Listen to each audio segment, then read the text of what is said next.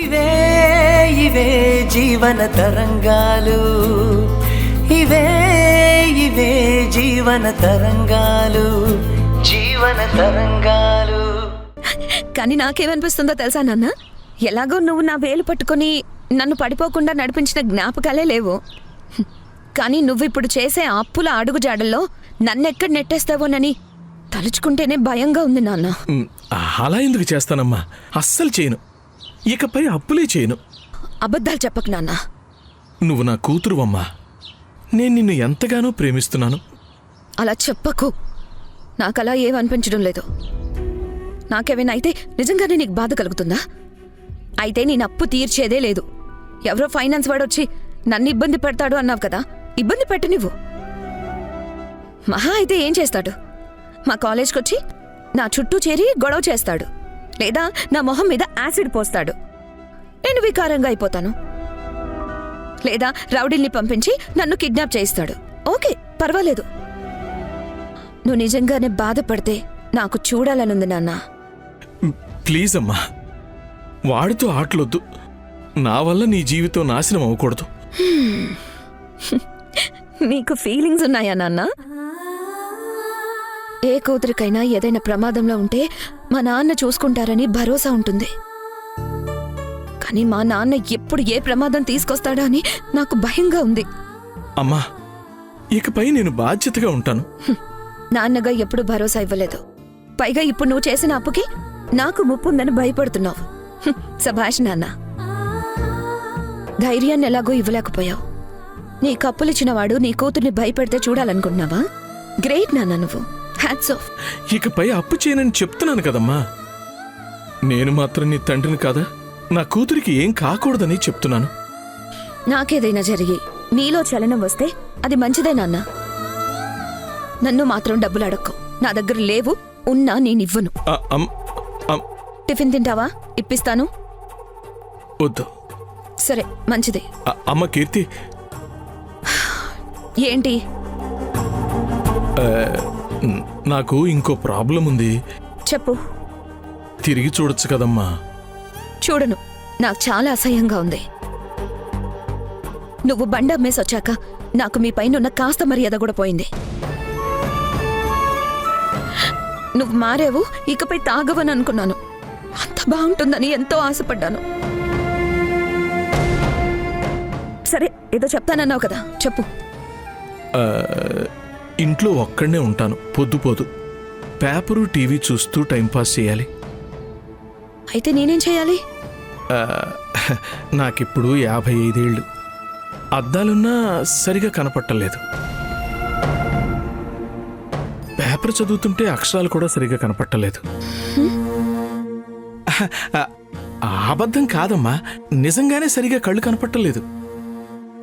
Tiffin భోజనం ఇంట్లోనే చేస్తున్నా. బట్టలు సంవత్సరానికి సరిపడా మీ అమ్మ తెస్తుంది.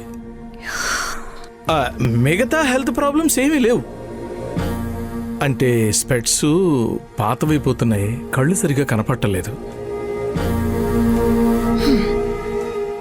అయితే పద. ఎక్కడికి? నీకు ఐ చెకప్ చేయించి నేనే కొత్త స్పెక్స్ ఇప్పిస్తాను. నీకెందుకమ్మా శ్రమ? డబ్బులిస్తే నేనే చూయించుకుంటాను. నేనే దగ్గరుండి ఐ చెకప్ చేయిస్తాను. ఏమ్మా, నా మీద నమ్మకం లేదా? లేదు. సరే, అయితే వదిలేయమ్మా. ఇప్పుడు నీకు అద్దాలు కావాలా వద్దా? కావాలి. ఈ ఒక్కసారి అప్పు తీర్చువా? ఆ అప్పు టాపిక్ నా దగ్గర ఇంకొకసారి తీసుకురాకండి. అప్పిచ్చినవాడు నాకు ప్రాబ్లం క్రియేట్ చేస్తే మీకు బాధ కలుగుతుందని అన్నారు కదా. ఒక్కసారైనా మీరు బాధపడితే చూడాలనుంది. మీరు జీవితంలో ఒక్కసారైనా బాధను అనుభవించారా నాన్న? పద.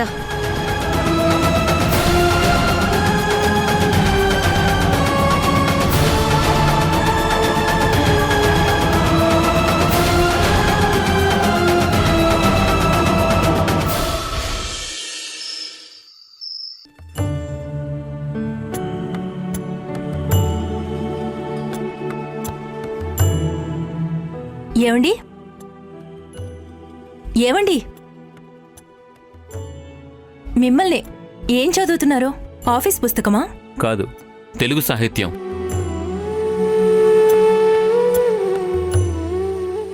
అందులో ఏమైనా మంచి కథ ఉందా? అంత ఇంట్రెస్టింగ్గా చదువుతున్నారు. అవును, జాబ్ వచ్చాక కూడా చదవాలా అండి? నేను చదువుతుంది జ్ఞానం పెంచుకోవడానికి. అలా వచ్చిన సంస్కారానికే తగిన జాబ్ వచ్చింది. అందుకే నేను సొసైటీ కోసం పనిచేస్తున్నాను. మరి మిగతా వాళ్ళు? చాలామంది ఉద్యోగం కోసమే చదువుతుంటారు. ఉద్యోగం రాగానే ఆపేస్తారు. ఆస్తులు సంపాదన కోసం పనిచేస్తారు. వాళ్ళు ప్రభుత్వ అధికారులే, కానీ అసలైన అధికారం మాత్రం నిజాయితీగా ఉండే ఉద్యోగి దగ్గరే ఉంటుంది. వామ్మో, ఇంకా అడిగితే ట్యూషన్ క్లాస్ కూడా తీసుకునేలా ఉన్నారు.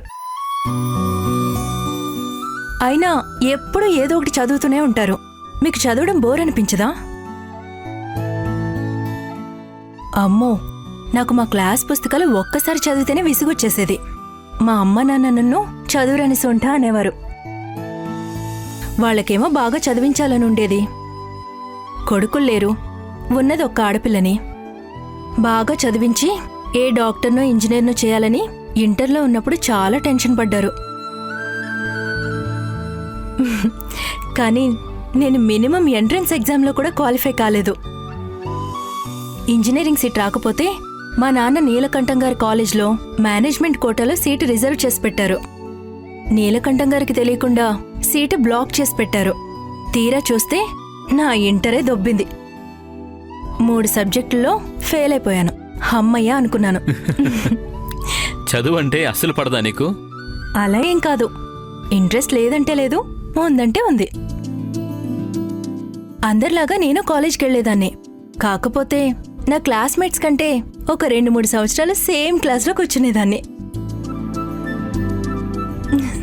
అలా ఇంటర్ 3 ఏళ్ళు చదివాను. డిగ్రీ 5 ఏళ్లలో కంప్లీట్ చేశాను. తినడానికి ఎలాగో ఉంది, ఉండడానికి ఉంది. ఇక చదువెందుకు? ఆ తర్వాత మీతో పెళ్ళయింది. మిమ్మల్ని బాగా చూసుకుంటే సరిపోతుంది కదా. సరే, వెళ్ళి పడుకో. మీరు రండి.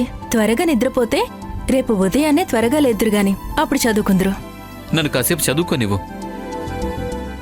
ఇంత చదువు చదివిన మీ ఆయన నిన్ను బాగా చూసుకుంటున్నాడా అని మా అమ్మ అడిగింది. చెప్పుండాల్సింది. ఇంకేమడిగారు? డబ్బులు బాగా సంపాదిస్తున్నారా అల్లుడు గారు అని అడిగింది. నువ్వేం చెప్పావు పుష్ప? ఒక్కసారి నెలాఖరులో ఇంటి ఖర్చుల కోసం డబ్బు వెతుక్కోవాల్సి వస్తుంది అని చెప్పాను.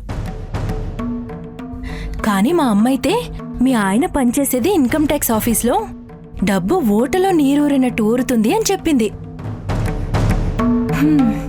నువ్వు చూస్తే ఇలా అంటున్నావు. మరి నువ్వేమనుకుంటున్నావు? ఏమండి, మీ ఆఫీసులో డబ్బు అడగకపోయినా వాళ్లే ఇచ్చి వెళ్తారంట కదా, నిజమా? అది అబద్ధం, అంతా ఫేక్. మరి మీ ఆఫీసులో పనిచేసే ప్రభాకర్ గారికి మంచి కారు, విల్లా, ఫామ్ హౌస్ అన్నీ ఉన్నాయి కదా.